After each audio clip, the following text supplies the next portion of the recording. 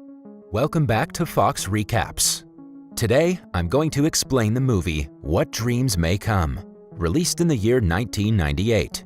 The movie opens up with Chris Nielsen, a physician by profession, who is enjoying his vacation in Switzerland. While he's rowing his boat in the lake, someone rows past him after striking his boat. Chris gets up to scold the person, but when he sees a beautiful lady on the other side, he controls his anger and directs her way to get to the shore. Later, the two meet each other and the lady introduces herself as Annie Collins, an artist. The two talk for a long time and are instantly attracted to each other. They bond so well like they've known each other for a long time. The scene then fast forwards to the time of their marriage. Soon, Chris and Annie can be seen in their house enjoying their time with their grown-up kids, Ian and Marie. One morning, during breakfast, Marie asks her mother to pick her up after school, but Annie refuses, telling her that she has an important meeting to attend. She then sends her kids to school with their nanny. Chris goes to see them off, and his voice narrating in the background informs us about the death of the children in a car crash the same day. Life becomes extremely difficult for the couple after losing their children. Annie has a nervous breakdown, and the difficulties in their marriage threaten a divorce. But however, they manage to persevere through their hard times and remain together. The scene then fast forwards by 4 years, and Chris can be seen treating an ill child in the hospital. While he's putting on the brain scans of a little girl, he gets a call from Annie, who informs him about an art exhibition going to happen that night. She also mentions that 8 paintings from Germany were supposed to arrive at her office, but unfortunately they're stuck somewhere. Hence, she urgently needs a solution to replace them in the art exhibition. Hearing this, Chris asks her to calm down and suggests she use her own paintings in the place of the lost paintings.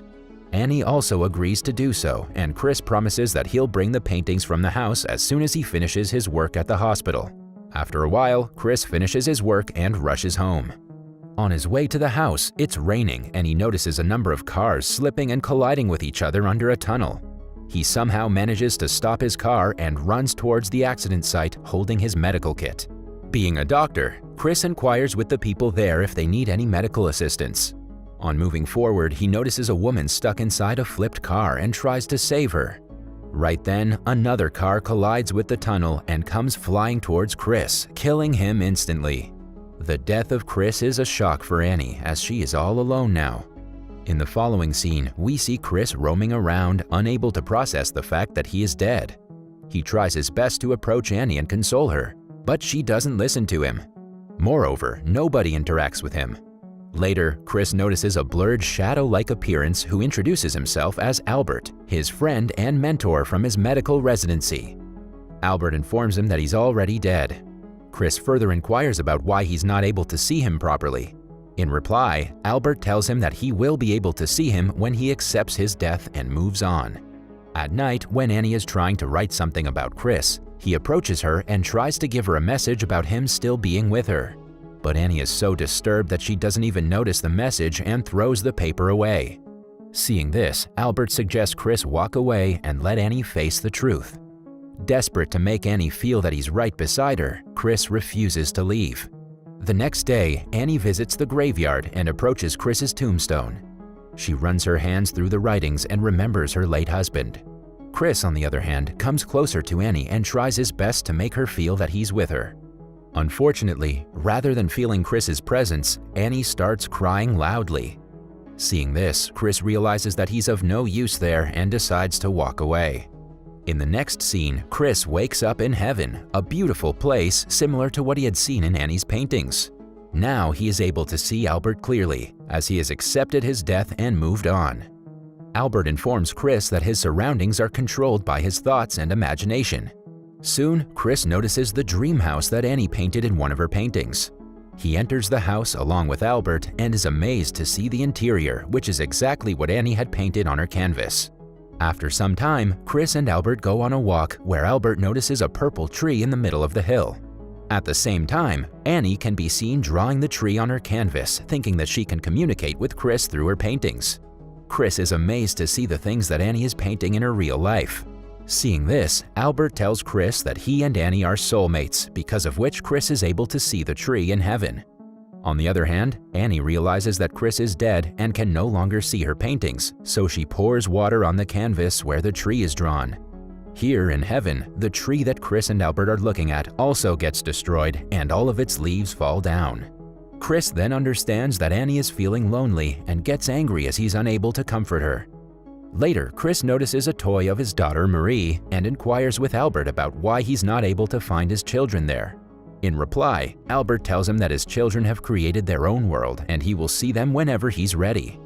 The next day, Chris wakes up and is greeted by a beautiful girl named Leona. She tells Chris that Albert had some important task to finish and that he sent her to take care of him.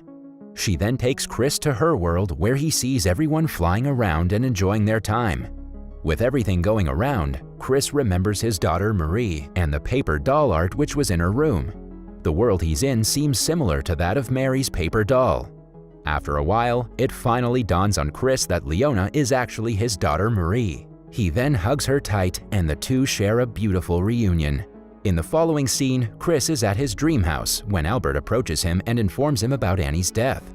At first, Chris gets sad, but later, when he realizes that Annie's pain is finally over and he'll get to meet her soon, he calms himself down. He then inquires with Albert about when he'll be able to meet Annie. Hearing this, Albert tries to make Chris understand that he will never be able to meet Annie as she has committed suicide and needs to fulfill her punishment for breaking the rule of death created by nature. Desperate to meet with Annie, Chris asks Albert to find a way, but the latter tells him that no one who committed suicide has ever entered heaven. Despite hearing this, Chris continues saying that he is Annie's soulmate and will do everything he can to find her and bring her back to heaven.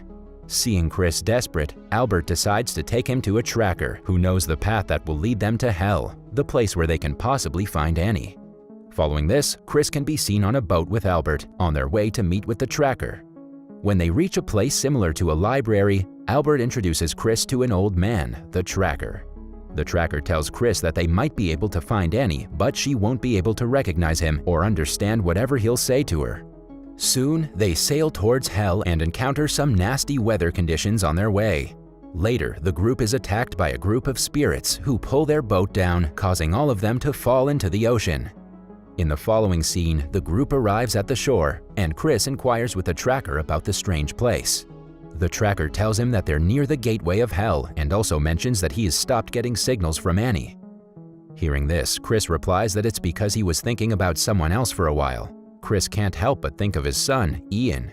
After remembering how he described Ian as the one man he'd want by his side if he had to face hell, Chris realizes that Albert is Ian. The two then indulge in an emotional reunion and decide to find Annie together. But unfortunately, the tracker tells Ian that he cannot join them on their journey as Chris has already recognized him as his son and is facing difficulties remembering his wife. He suggests Ian stay back while he and Chris continue their journey to hell. Before Chris leaves, Ian states that he picked Albert's appearance because he believed Chris would be very receptive to Albert's advice without thinking twice. Ian also urges Chris to remember how he rescued his marriage when Ian and Mary died. Following this, Chris continues on his trek with the tracker, remembering Annie's pitiful condition after their children's death. After some time, Chris and the tracker approach a field filled with the buried faces of the dead. On looking at them closely, Chris spots Annie's face on the ground. When Chris tries to reach Annie, the field collapses, and later they arrive at a dark and twisted copy of Chris and Annie's dream house. The tracker then exposes himself to be the actual Albert, warning Chris that if he stays with Annie for more than 3 minutes, he will be bound in hell forever. All Chris can hope for is a chance to say his final goodbyes to Annie. The tracker also mentions to Chris that Annie has forgotten everything and he only has a few minutes to make Annie remember her past and bring her to heaven. When Chris walks into the remnants of the house, he discovers Annie crying as she calls his name. He approaches her and tries to make her recognize that he is her Chris, but Annie has lost her memory and is unable to recognize him. Annie is even unable to recall her death. Despite this, Chris continues to tell her about the time they spent and the beautiful moments they lived together.